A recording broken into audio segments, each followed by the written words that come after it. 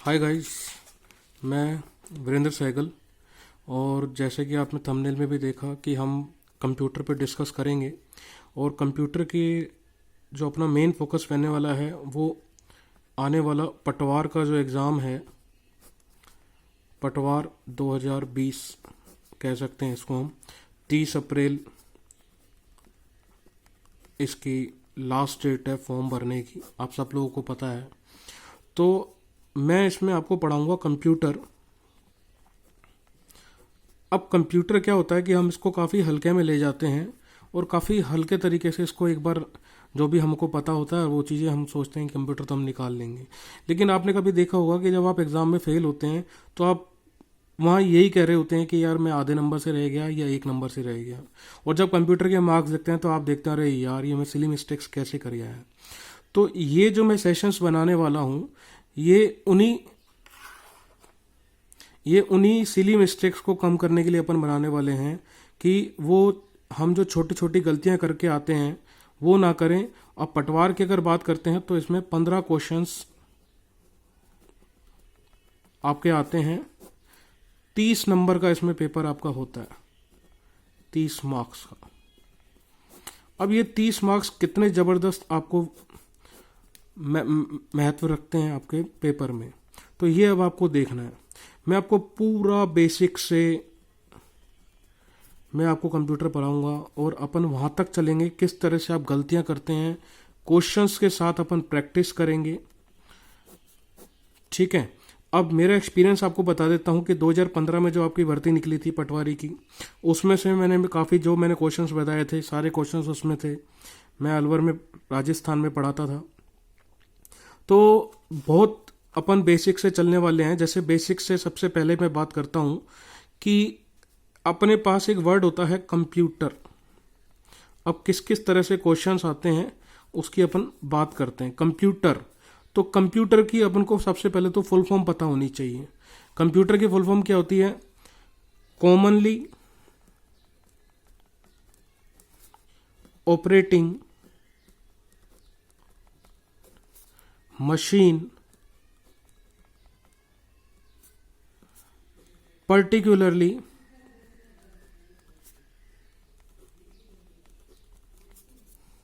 used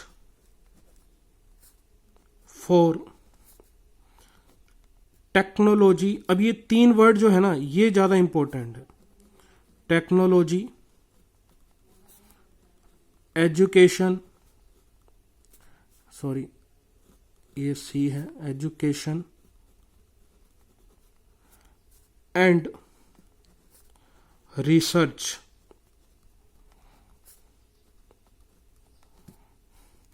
अब computer की वैसे कहीं भी आपको फुल फॉर्म मिल जाएगी, काफ़ी चीज़ें अलग अलग होंगी, लेकिन ये जो 3 वर्ड जो होंगे ये टेक्नोलॉजी, एजुकेशन और रिसर्च, ये हर कहीं कॉमन होंगे। अब इस पे क्वेश्चन कैसे बनते हैं कि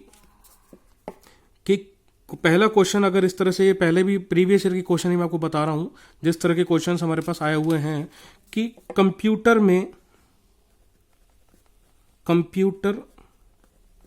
शब्द में टी का अर्थ क्या है। तो आप देखते हैं कि टी का अर्थ क्या है। तो अब आपके पास ऑप्शन क्या मिलेंगे? टेक्निकल,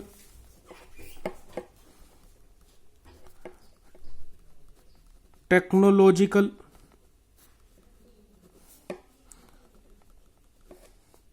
तीसरा में टेक्नोलॉजी, और चौथा कुछ ऐसा ही वर्ड हो सकता है इससे मिलता जुलता, XYZ। तो अब आप यहां कंफ्यूज हो गए। पहले तो आपको पता था, लेकिन आपके साथ टेक्निकल भी दिख रहा है, टेक्नोलॉजिकल भी दिख रहा है और टेक्नोलॉजी भी दिख रहा है। तो यहाँ पे आपका ये आंसर सही जब होगा जब आपको ये चीज़ क्लियर होगी। ऐसे ही एजुकेशन हो सकता है, एजुकेशनल। रिसर्च की जगह और कुछ आपको दे सकता है मिलता जुलता नाम। तो इसलिए मैं आपको बता रहा हूँ कि पटवारी के लिए, क्योंकि हम, और ये जो मैं ये कंप्यूटर जो पढ़ा रहा हूँ ये मैं उन बच्चों के लिए पढ़ा रहा हूँ जो बिल्कुल हमारे पास रस्टिक एरिया से आते हैं, जिनको ज़्यादा कुछ नहीं पता होता, और वो किस तरह से चीज़ों को ग्रैब करें और इस बार हम नौकरी पा पाएँ। कोई भी एग्ज़ाम हो, पटवारी की तो हम बात कर रहे हैं, बेसिक कंप्यूटर बैंक में भी आता है तो आप उसको भी ले सकते हैं। आगे चलते हैं। अब कंप्यूटर का शब्द हमने देखा, अब कंप्यूटर की बात करते हैं। तो कंप्यूटर की हम देखते हैं। इसके बाद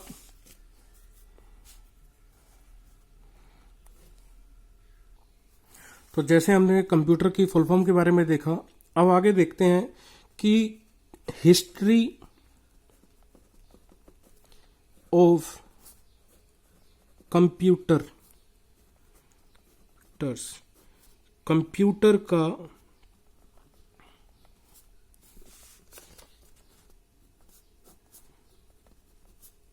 इतिहास। अब देखो, इस पे काफ़ी कॉन्ट्राडिक्टरी क्वेश्चंस आपके सामने दिखेंगे। सबसे पहले बात करते हैं कि अब इस पे क्वेश्चंस कैसे बनेंगे। सबसे पहले तो वो भी बात करेंगे। सबसे पहले बात करते हैं कि इसकी अपन कहाँ से हिस्ट्री कब तक मानते हैं। तो 1946 से, और हम इसकी शुरुआत मानते हैं कि first generation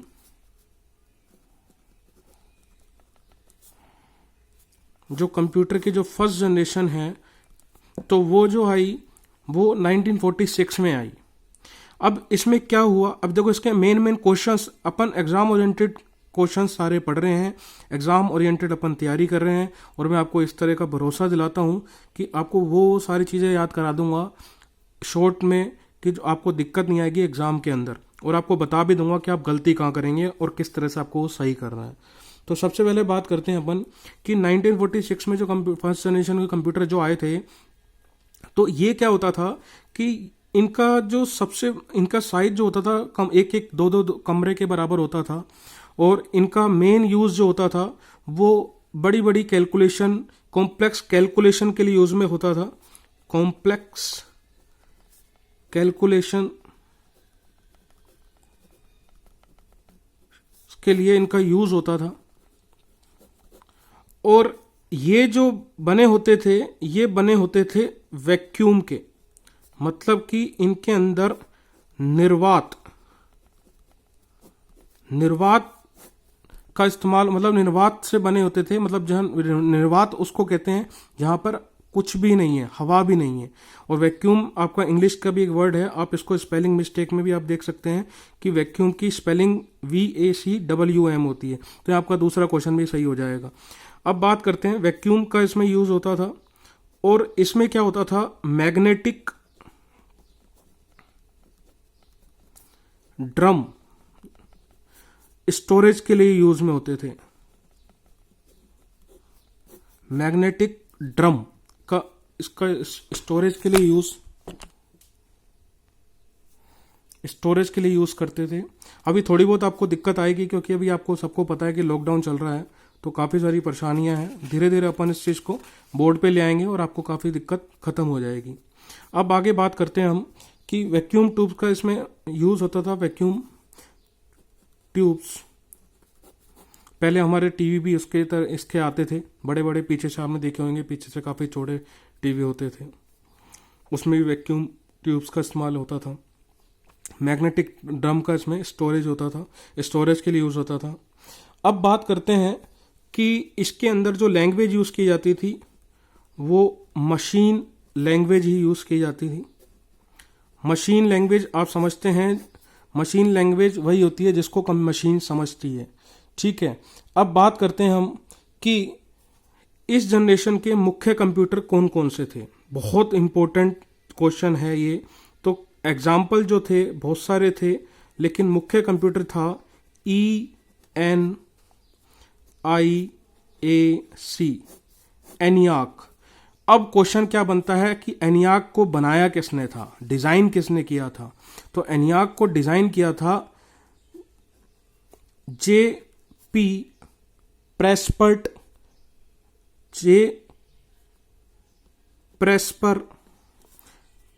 and J.W. Mauchly. मैं हिंदी में भी लिख लेता हूं, जे डब्ल्यू मैकली, और ये जे प्रेस्पर एकर्ट, जेपी एकर्ट भी इसका नाम बोल देते हैं हम, J P Eckert.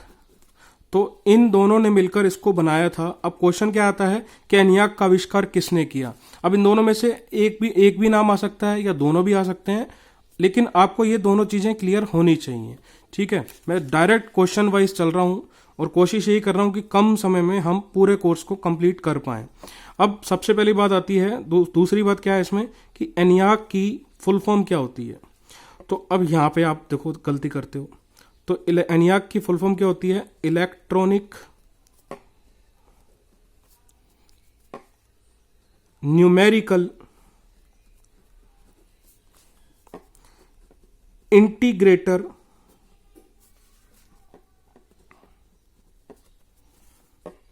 And calculator. अब आप क्या गलती करके आते हो, आपको ऑप्शन में मिलेगा इलेक्ट्रिक या इलेक्ट्रॉनिक की जगह इलेक्ट्रिक मिल जाएगा, या ऐसा मिल जाएगा न्यूमेरिकल की जगह न्यूमेरिक मिल जाएगा, इंटीग्रेटर की जगह इंटीग्रेटेड मिल जाएगा, या कैलकुलेटर की जगह कंप्यूटर मिल जाएगा, क्योंकि आप कंप्यूटर से तो क्वेश्चन आ रहा है और आप इसको गलत करके आ जाओगे। तो वही चीज़ मैं आपको बार बार गौर करूंगा और वहीं से आपके कंसेप्ट क्लियर करूंगा। तो कोशिश है कि अभी तक आपको समझ आ रहा होगा। आगे चलते हैं। एनियाक है, यूनिवाक है। यूनिवाक जो है ये भी फर्स्ट जनरेशन का कंप्यूटर है, और इसको भी किसने बनाया था, इन दोनों ने ही बनाया था। इसकी फुल फॉर्म क्या है, इसकी फुल फॉर्म है यूनिवर्सल ऑटोमेटिक कंप्यूटर। अब आप समझ पाए, वहां कैलकुलेटर था, यहां कंप्यूटर है, तो ये डिफरेंस है। तो यूनिवाक की में क्या आएगा, कंप्यूटर।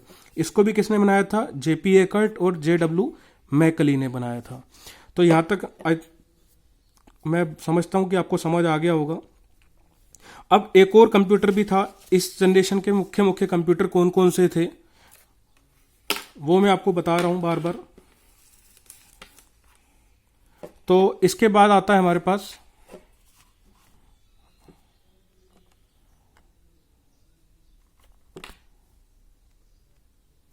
एक और आता है EDVAC।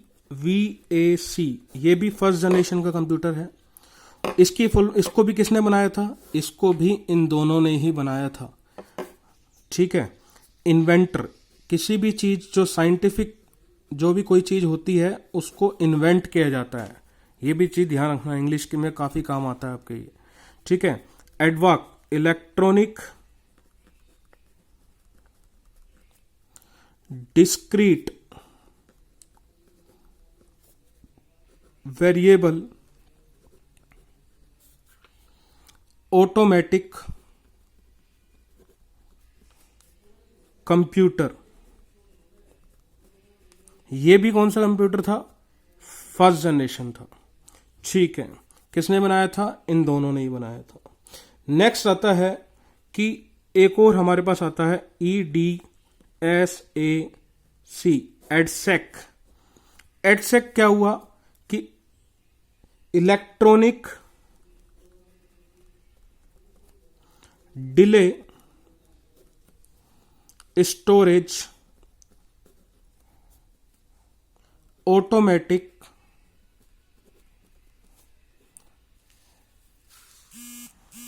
Electronic delay storage automatic computer.